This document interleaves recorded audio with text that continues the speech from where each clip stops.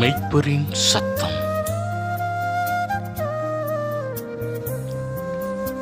September 2024.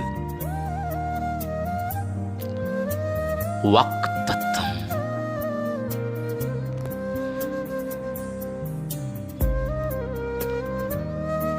சங்கீதம் 41 4வது வசனம். கர்த்தாவே, என் மேல் இரக்கமாயிரும். உமக்கு விரோதமாய் பாவம் செய்தேன்.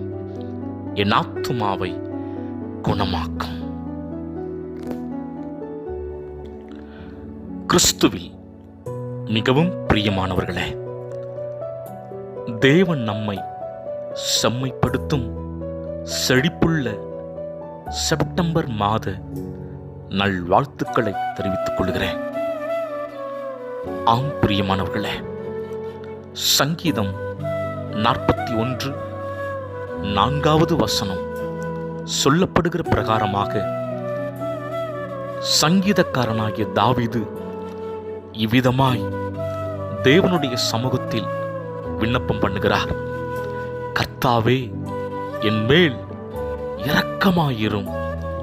உமக்கு விரோதமாய் பாவம் செய்தேன்.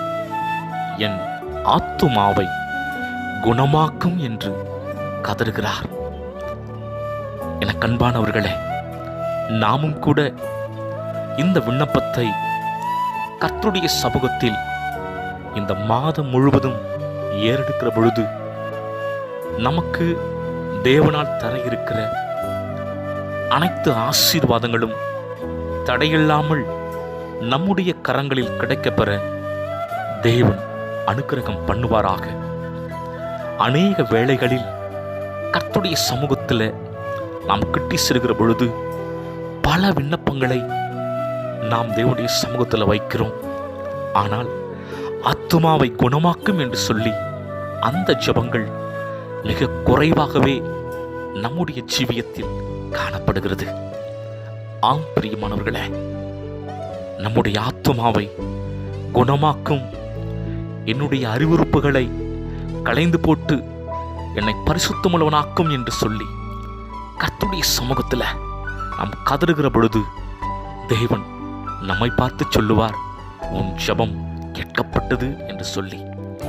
ஆம் பிரியமானவர்களே, கர்த்தருடைய சமூகத்தில் நம்முடைய ஆத்துமாவில் காணப்படுகிற கசப்புகள், வெறுப்புகள் எதுவாயினும் அதனை தேவனுடைய சமூகத்தில் கொண்டு வந்து அறிக்கை செய்து கர்த்தருடைய சமூகத்தில் முன்னேறி செல்லுவோம். கர்த்தர் எதிர்பாராத நேரங்களில் அதிசயங்களை காணப்பண்ணி நம்மை கனப்படுத்துவார். கர்த்தர் தாமே உங்களை பழுகு பெருகி இந்த செப்டம்பர் மாதம் முழுவதும் அருமையாய் நடத்துவாராக. கர்த்தருடைய நாமத்தினாலே வாழ்த்துகிறேன். கர்த்தர் உங்களை ஆசீர்வதிப்பாராக. ஆமென், ஆமென்.